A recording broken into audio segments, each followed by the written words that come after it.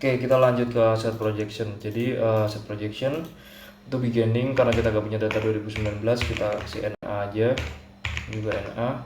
Kita bisa masukin gross dari 3 statement modeling kit yang udah kita buat, itu ada di balance sheet, PPNA, non current asset, gross untuk tahun 2020 dulu, terus accumulated depreciation-nya, accumulated depreciation.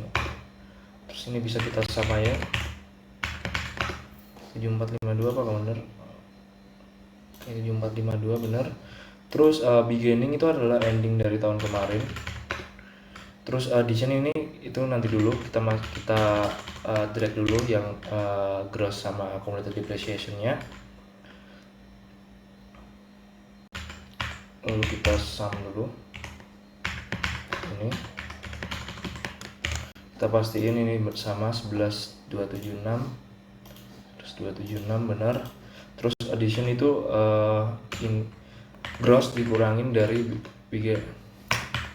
Di sini tuh gross dikurangi beginning. Oke. Nah, seperti yang dibilang tadi, kalau beginning itu selalu ini adalah ending dari tahun sebelumnya. Oke, udah. Terus capital expenditure percentage of revenue untuk tahun pertama kita NA dulu karena kita nggak punya datanya. Terus untuk accumulated depreciation percentage of gross asset itu bentar, wait, untuk capital expenditure itu addition dibagi revenue.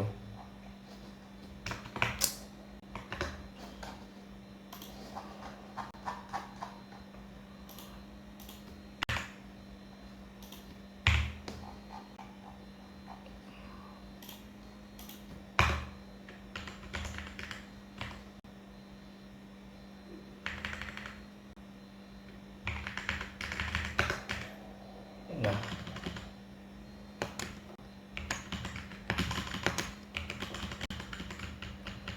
udah. Terus depreciation kita masukin dulu, depreciation kita ada di income statement proportion.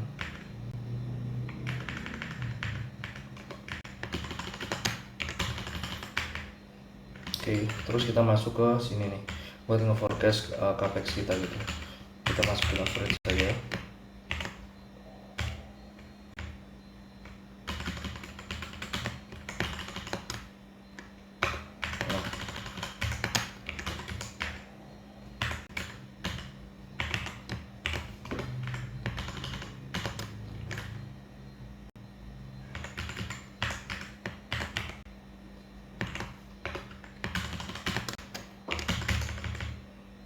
Biarin dulu itu ada error dikit.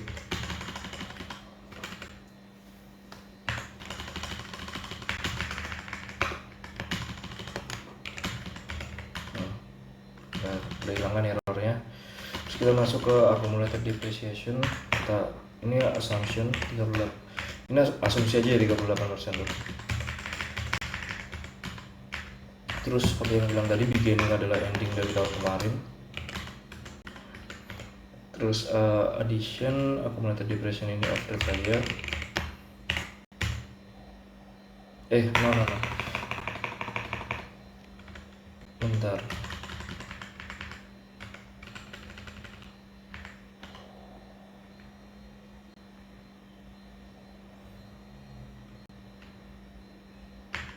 Addition itu dari ini dikali total revenue.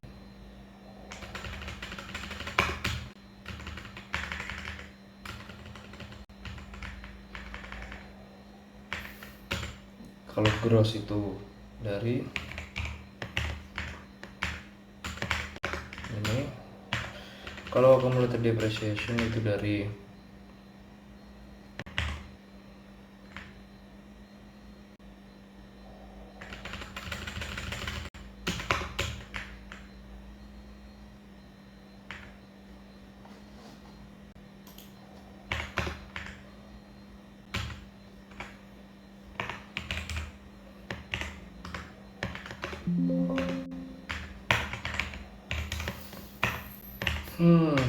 dari ini Oke, jadi ini udah.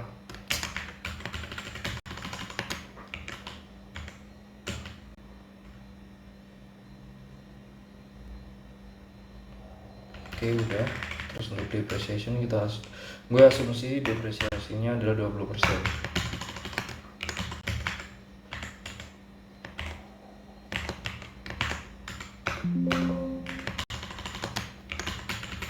Nah, ini untuk asset projection. Terus kita lanjut ke equity projection. Nah, equity projection itu beginning balance-nya itu itu tuh berapa banyak stok kita sebenarnya, common stock kita tuh. Kita bisa lihat di raw data di bagian total equity ini.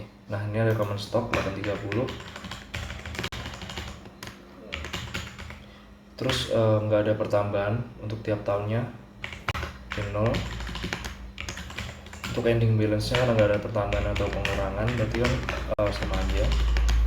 Terus gue asumsiin ini common stock ini juga nggak bertambah nggak berkurang selama 5 tahun ke depan. Jadi ya udah sebenarnya.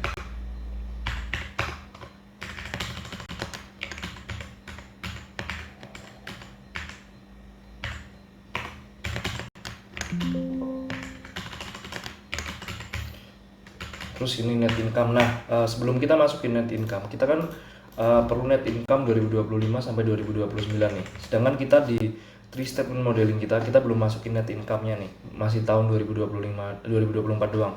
Kita belum punya net income 2029. Jadi sebelum kita lanjut ke sini, kita masukin dulu yang udah kita assumption tadi ke income statement kita nih. Nih contoh retail, kita masukin dulu. Retail itu berapa? Department store itu berapa? Terus F&B itu berapa, dan others itu berapa. Ini kita masukin pertama ini. Terus kita masukin cost of goods sold kita yang udah kita forecasting tadi.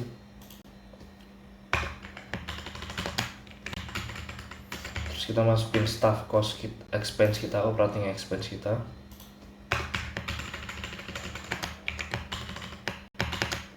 Jangan lupa kalau kalian ininya masih belum minus, kalian minusin dulu.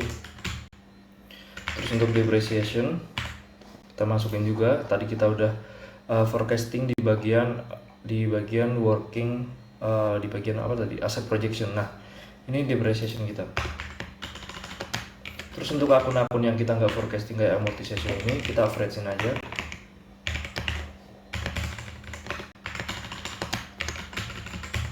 Terus untuk EBIT ini EBIT udah kita dapat. Terus akun non operating expense atau income ini kita juga nggak forecast, maka kita averagein doang. Terus untuk tax rate kita tadi kan udah forecast tax rate ya. Kita masukin dulu tax rate, itu ada di bagian working capital projection. Tax rate. Nah, kita masukin nih, ini rumusnya EBIT dikali tax rate tersebut. Nah, kita udah dapat net income-nya. Setelah kita udah dapat net income-nya, kita masukin ke equity projection-nya dulu nih, net income-nya. Kita masukin net income tahun 2020 sampai 2029 F. Terus payout ratio, kita pengen lihat berapa payout ratio atau dividen yang dibagikan oleh MAPI ini berapa persen dari net income gitu. Kita lihat dulu dividen yang dibagiin itu berapa di raw data. Itu biasanya ada di cash flow. Ini ada cash dividend paid. Jadi untuk tahun 2020 sampai 2023 ini MAPI ternyata nggak membagikan dividen sama sekali gitu.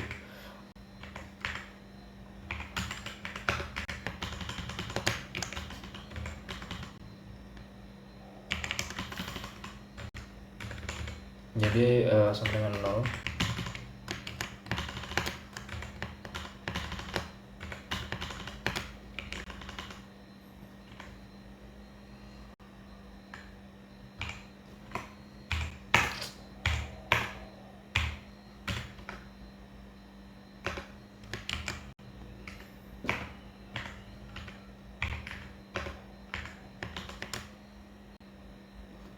Nah, ini dividen yang dibagikan MAPI. Payout ratio-nya cuma 7%, 8%.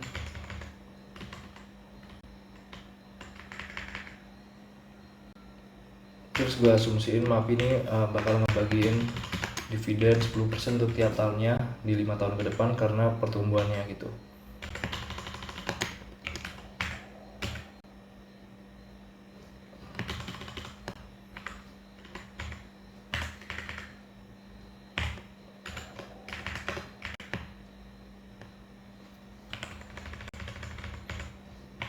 Oke, jangan lupa ini diwarnain di hardcode karena assumption. Kita masukin dulu return earning, ini ada di balance sheet 3 statement modeling kita. Total equity biasanya. Oke, return earning ini dapat, kita masukin dulu. Terus kita masukin beginning balance nya, ini NA karena kita nggak punya data 2019. Ini net income kita masukin, dividen kita masukin,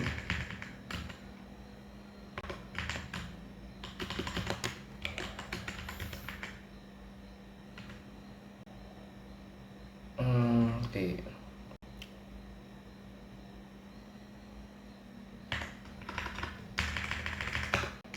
Ending balance-nya harus ini sih sebenarnya. Cuman kita masukin kita sini. Kalau di sum selisihnya ini, nah selisihnya ini tuh kita masukin ke adjustment.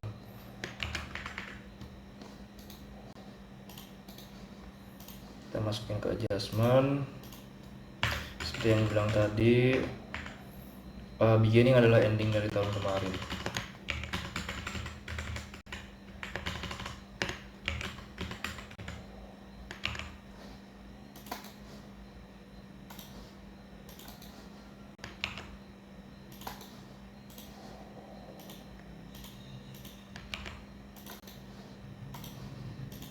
Nah udah nih.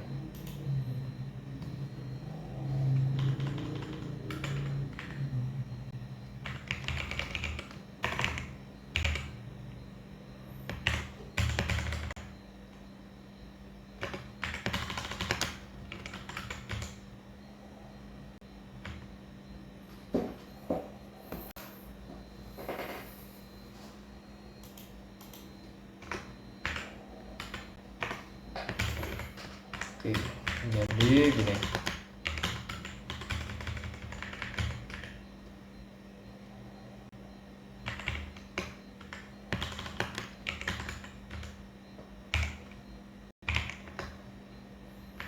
Nah, kita return earning udah dapat.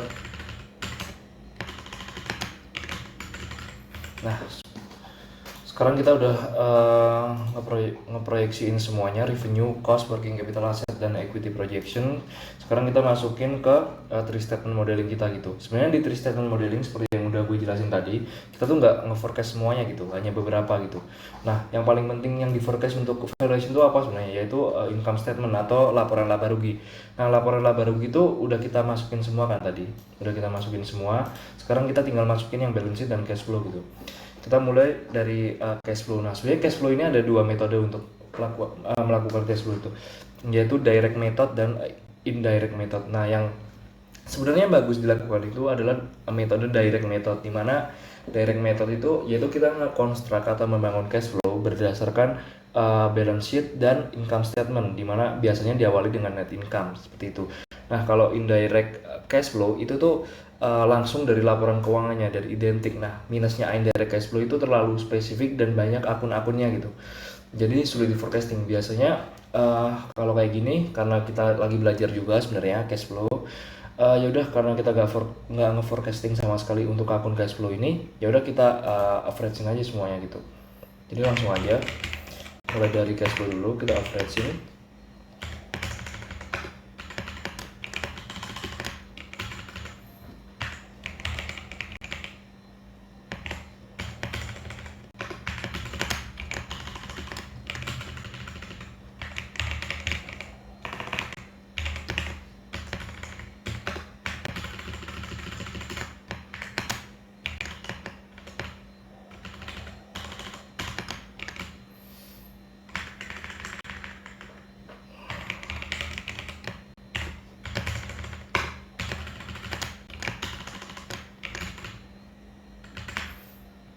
Nah, udah nih. Nah, di sini kan ada cash and cash equivalent beginning nih. Nah, cash and cash equivalent beginning ini harus sama dengan cash and cash equivalent di balance sheet nih. Kelihatan kan? 2788 sama dengan cash and cash equivalent di balance sheet gitu. Di cash flow gitu. Jadi gitu. Pertama, setelah kita dapetin di sini, kita masukin dulu cash and cash equivalent di sini. Ini kan cash and cash equivalent. Kita masukin ke sana. Nah, pertama itu terus kita masukin trades and other receivable itu bentar. Kita masukin inventory dulu. Inventory itu ada di working capital projection. Bentar, kita buka dulu grouping row-nya. Oke, kita masukin inventory.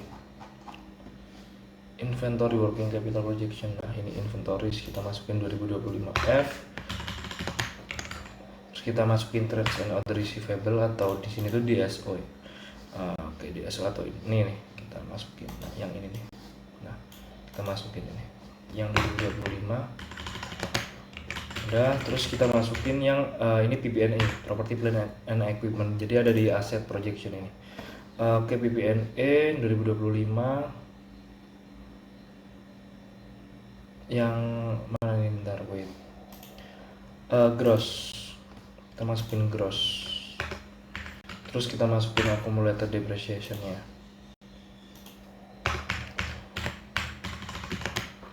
Nah, udah. Wait, kenapa ini nggak ada?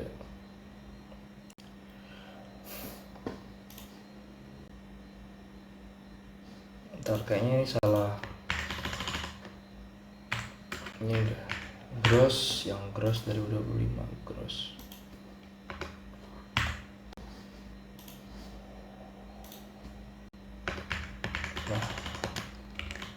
Nah, baru kita sum untuk net PPNI atau property and plant.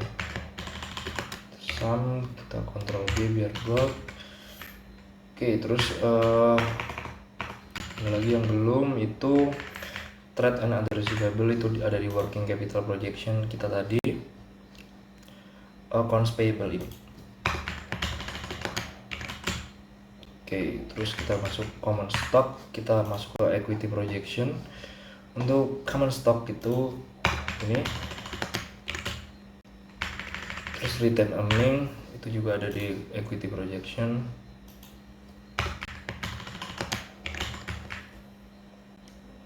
Oke, setelah udah kita baru averaging akun-akun yang nggak kita forecast di balance sheet.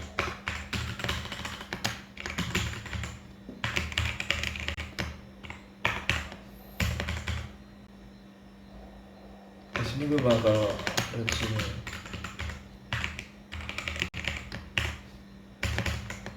Ini karena lebih sini banyak akun yang gue averaging 3 tahun ke belakang karena lebih menggambarkan atau lebih terdekat lah dengan masa sekarang.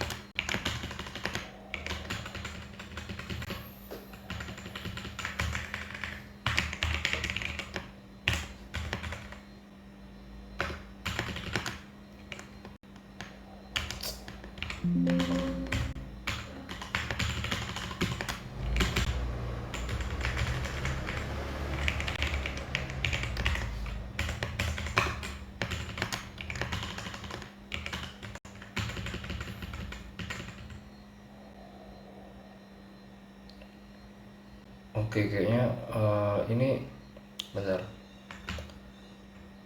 Kayaknya better kita average-nya 5 tahun deh, karena perbedaan balance-nya terlalu jauh.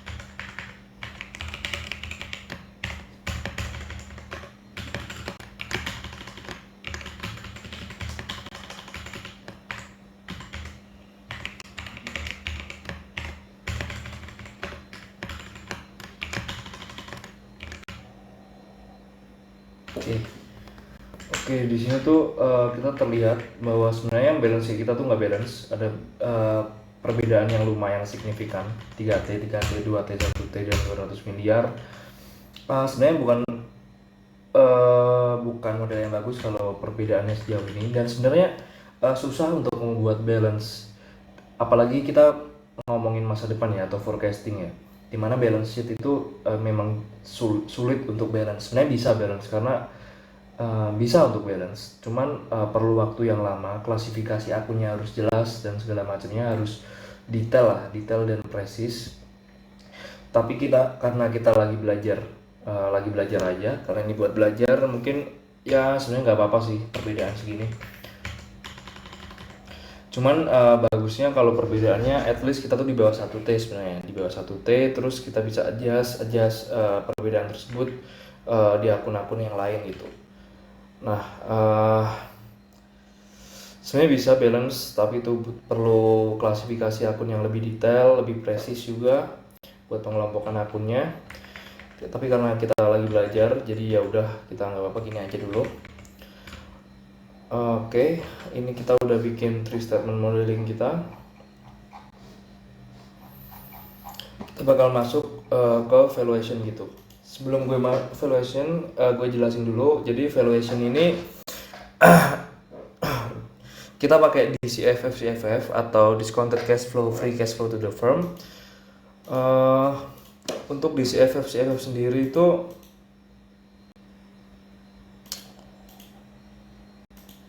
rumusnya tuh sebenarnya gampang. Nah, sebenarnya ini rumus discounted cash flow. Sebenarnya gampang, sigma cash flow per 1 plus R. Nah, CF di sini atau cash flow di sini itu tuh kita pakai FCFF. Jadi FCFF per 1 plus R pangkat N itu. Nah, CF di sini tuh FCFF dan R di sini itu adalah WACC gitu. Dimana mencari WACC itu perlu cost of equity dan cost of debt gitu. Nah, mungkin gue jelasin dulu di sini. Nah, di sini tuh seperti yang gue bilang tadi, CF di sini nih. Ini CF ini. CF ini tuh FCFF ini ya bakal kita hitung nanti. Terus R di sini tuh, R di sini tuh WACC gitu. Nah, untuk mencari WACC ini, kita tuh perlu menghitung cost of debt dan cost of equity gitu. Tuh. Kita baru bisa diskontoin atau cari present value-nya untuk mencari potensial upside-nya gitu. Mungkin langsung aja gue jelasin. Pertama itu adalah kita ngitung cost of equity dulu. Jadi cost of equity itu bakal bisa dihitung. Cost of equity itu rumusnya gini. Cost of equity adalah risk free rate ditambah beta dikali equity risk premium. Ini tuh yang di dalam kurung adalah equity risk premium, ini beta, ini risk free rate. Apa itu beta? Itu adalah sensitivitas pasar terhadap emiten tersebut. Lalu ada equity risk premium dan ini ada risk free rate itu. Nah, untuk risk free rate sendiri kita tuh ngambilnya dari 10 years government bond, dimana kalau di Indonesia ya Indonesian 10 years government bond, dimana kalau sekarang kita lihat 10 years government bondnya itu 6,6 gitu. Jadi kita masukin 6,6 untuk 10 years government bond. Terus untuk equity risk premium yang ini tuh, yang ini tuh bisa dihitung sebenarnya dari risk market return dikurangi risk free rate. Cuman lebih gampangnya kita tuh bisa langsung ngambil dari publikasi oleh para ahli, dimana untuk case sekarang itu ngambil dari publikasi Profesor Damodaran gitu. Dan publikasi dari Prof Damodaran ini udah sering dipakai atau udah umum dipakai lah untuk di industri finance untuk ngitung CAPM ini. Jadi gue lihat di sini equity risk premium Indonesia tuh menurut Damodaran tuh mana Indonesia? Nah ini 6,69%. Jadi langsung aja dimasukin di sini. Equity risk premium Indonesia adalah 6,69%. Terus yang terakhir kita ngitung beta. Beta itu bisa didapat dari beberapa cara. Pertama, bisa aja kalian langsung ngambil beta di Yahoo Finance ataupun investing.com ataupun stock analysis ataupun yang lain, itu bisa. Cuman kalau kalian mau hitung sendiri itu juga bisa. Contohnya ini gue ngitung sendiri. Ini gue ngambil pertama yang harus, kalau kalian mau hitung sendiri, kalian harus cari data harga saham MAPI 5 years monthly di sini. Terus data IHSG 5 years monthly juga. Itu dapatnya dari mana? Dari investing.com juga. Kalau kalian mau cari itu di sini gue dapatnya. Ini kalian ubah dulu ke monthly. Terus ini kalian ubah ke tahunnya ke 2020. Maret 2020 apply gitu. Nah, tinggal download ini kalau mau download dalam Excel-nya gitu. Nih, nah di sini tuh gue dapat betanya 0,22. Kalau gue lihat di publikasi kayak Yahoo Finance gitu itu 0,19 MAPI itu. Jadi perbedaannya sedikit sebenarnya. Itu cuma perbedaan metodologi biasanya, karena mungkin Yahoo Finance ngambilnya monthly-nya di akhir bulan, gue ngambilnya monthly-nya di awal bulan, itu biasanya berubahnya. Jadi masih bisa ditoleransi gitu. Terus yang terakhir itu kita ngambil oh ya udah sebenarnya ini doang. Nah, kita dapat cost of equity-nya tuh 8,06% untuk MAPI gitu. Terus next kita bakal ngitung cost of debt gitu. Cost of debt itu sebenarnya rumusnya gampang. Cuman total interest dibagi total debt. Nah, berarti kita harus cari apa? Interest expense dan total debt-nya dulu. Nah, debt yang dimaksud di sini adalah debt yang berbunga, adalah hutang berbunga atau bearing interest. Jadi hutang kan banyak ya. Kalau MAPI kalau dilihat sendiri tuh hutangnya banyak. Cuman yang dimasukin untuk cost of debt ini adalah hutang yang berbunga. Cara pertama untuk mencari hutang berbunga MAPI itu sebenarnya ada di catatan atas laporan keuangan. Itu pasti ada, biasanya di manajemen modal. Terus atau bisa kita cari sendiri di sini nih. Kita cari MAPI hutang berbunganya tuh yang apa gitu. Di sini gue udah ini total untuk utang jangka pendeknya yang berbunga itu ada current debt, yang dimana current debt itu isinya bank atau credit facility. Jadi kita masukin untuk tahun terakhir current debt. Selain itu untuk di current debt itu juga ada yang berbunga, itu juga ada current portion of long term debt, dimana itu ada macam-macam lah, bank institutional loan dan segala macamnya, itu berbunga kita masukin. Terus untuk non current liability itu ada long term debt and capitalist obligation, ini kita masukin, jadi utang berbunganya 7,8 triliun. Terus untuk interest expense kita masukin juga, kita cari di raw data, biasanya ada di income statement. Oke, kita cari net interest income atau expense ini. Nah, ini 476 tahun terakhirnya kita masukin. Terus untuk effective tax rates kita masukin juga. Kita udah hitung tadi, three statement modeling tax rate 24%. Nah, di sini oh ya, ini bentar kita minusin dulu biar nggak minus ini ya. Oke, kita dapat cost of debt after tax-nya 4,6%. Nah, kita udah dapat cost of equity dan cost of debt-nya. Sekarang kita ngitung WACC-nya. Oke, total debt kita ketahui tadi. Total debt ini kita masukin sini. Terus share outstanding MAPI itu ada 16,6 miliar. Tapi karena ini miliar rupiah, jadi kita ngitungnya 16,16 ribu. Terus untuk stock price MAPI sendiri itu harganya sekarang itu 1155, kita masukin di sini 1155. Kita dapat market cap, terus ini debt yang kayak tadi. Terus ini kita masukin total equity, ada three statement modeling ada di balance sheet. Total equity di sini ada ini 14,45 T. Nah, kita dapat untuk WACC-nya 6,77% gitu. Untuk penjelasan rumus WACC sebenarnya bakal sulit kalau gue ngejelasinnya di sini. Mungkin gue jelasin secara singkat. Jadi WACC itu berapa persen dari equity dikali cost of equity ditambah berapa persen dari utang dikali cost of debt dikali 1 minus tax rate gitu. Untuk penjelasan lebih lanjutnya mungkin kalian bisa lebih deep dive atau cari penjelasan di YouTube ya, karena jujur sulit kalau gue ngejelasin di sini terkait WACC ini. Intinya WACC adalah return yang diharapkan oleh pemberi modal, peminjam modal ataupun investor terhadap emiten tersebut. Jadi artinya pemberi modal, pemberi hutang dan investor itu berharap kalau return MAPI itu 6,77% gitu. Oke. Terus setelah itu kita bakal ngitung FCFF. Yang pertama itu ada EBIT 1. FCFF itu rumusnya EBIT kali 1 minus tax rate ditambah depresiasi dan amortisasi ditambah minus capital expenditure dan dikurangi change in net working capital. Terus pertama kita hitung EBIT kali 1 minus tax rate-nya dulu nih.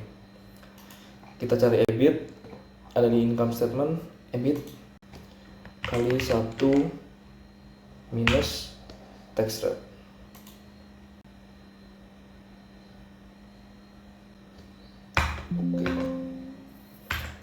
Oke, kita dapat ini kita udah dapat. Terus kita cari depreciation dan amortization, ada di income statement juga. Depreciation ditambah amortization.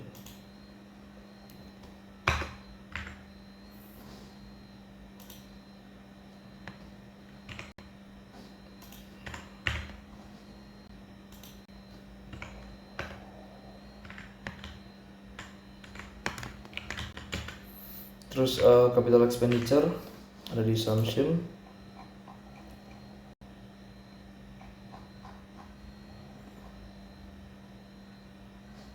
Itu ada addition ditambah cumulative depreciation.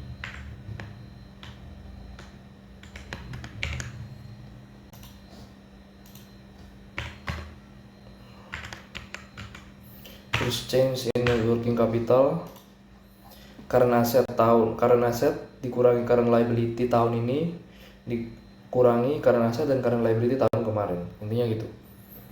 Oke, current asset kita cari dulu, total current asset tahun 2021 dikurangi current liability tahun 2021 juga, kita tetap kurung dulu. Oke, kita kurangi lagi current asset tahun sebelumnya.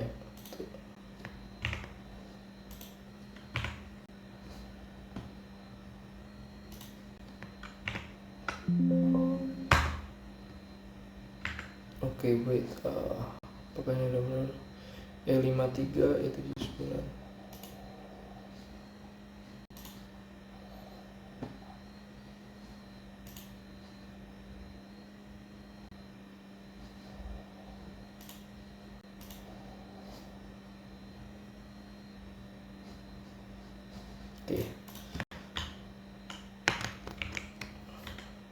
Oke, sekarang kita udah dapet nih FCFF-nya.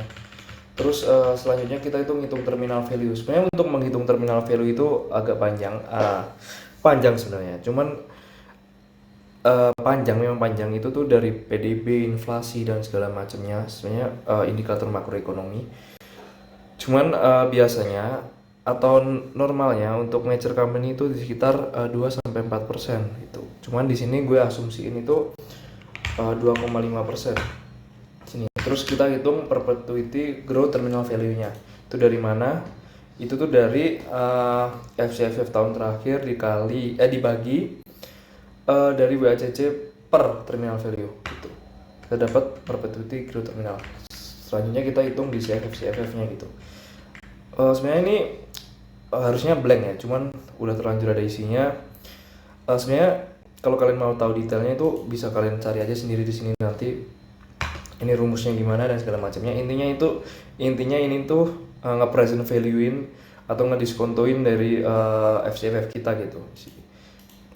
Sini terus ini ada present value atau terminal value-nya ini. Enterprise value kita dapat. Sini kita masukin cash untuk melihat upside potensialnya. Cash 2024, cash and cash equivalent.